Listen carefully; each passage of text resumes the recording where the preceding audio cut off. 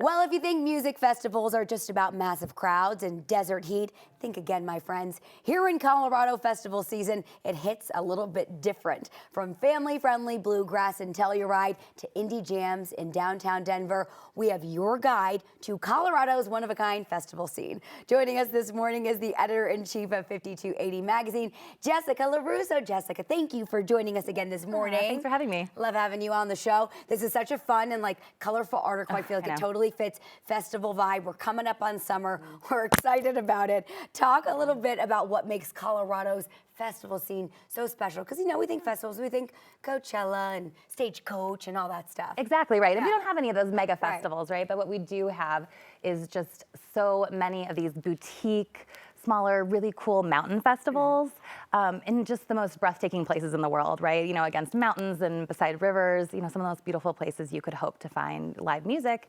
And there's really a culture that has sprung up around that.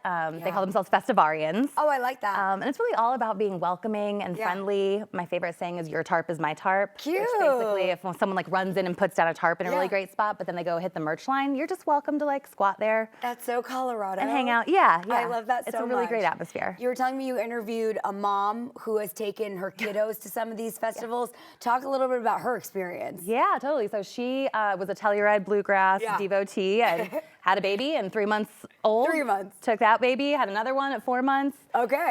So yeah, I think something that is really cool about these festivals is that they're super family friendly. Yeah. Most of them, kids 12 and under get in free. Okay. There's tents with, face painting and activities. Fun. So, make sure you have your ear protection and of course. layers and water.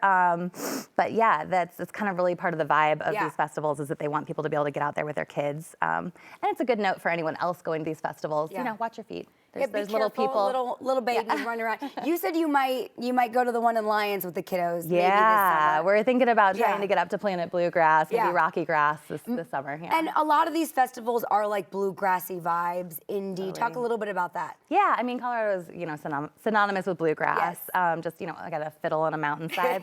What more do you could need? Be better? Yeah. But so what we did for the story was we found 8 different festivals in different mountain towns where we kind of paired it with an activity. So if you want to, splash in the river, stand up paddleboard, you can go to Palisade Bluegrass. In Keystone, you've got Bluegrass and Beer, which is what it sounds like. I mean, what more do you need? Craft Beer Fest. Yeah. And there's even Winter Wondergrass and Steamboat. Okay. If you want to pair your Bluegrass Festival with a ski trip, that one's outdoors in the winter.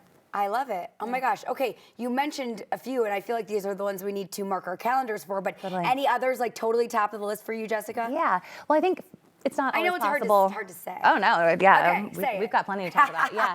So I think when it's not always possible for everyone to get up to the mountain festivals, right? Jazz Aspen Snowmass, I would say, is one to put on your bucket list. That's on mine. Especially if you don't love bluegrass, they get a lot of musicians across genres. We've got Lenny Kravitz coming this year. Stop. Luke Bryan. Oh, I need to find my way there, girl. Yeah. But if you can't make it up to the mountains, we also have a list of city festivals. Outside Fest is coming at the end of this month. Oh, yeah, that's super cool. Yeah, Lord Huron, which is kind of indie rock. Trampled by Turtles, a little more jam bandy. Cool. There's Punk in the Park this summer. There's even for our hardcore metalheads, there's Unhinged Fest. Wow. At National Western. There's you won't see me there, but no, you know, won't it's see there. me there. There's something for everyone. There's something for everyone. What did you enjoy most putting together this article? Yeah, I think it was really just talking to again these festivarians, this community of people that have sprung up. They are so kind and so welcoming. There are forums online where if you're new and you're intimidated, you don't know where to find tickets or camping passes or what to pack, they'll help you out. Cool. It's just a really great community of people. It sounds like it. That's awesome. How can we connect with 5280? Get the magazine, get the new issue, all that good stuff. Yeah, absolutely. So yeah, this beautiful illustrated cover. This is on newsstands right now. Okay. Everything's online, 5280.com. Amazing. Jessica, thank you so much for joining us this morning. Thanks for having me.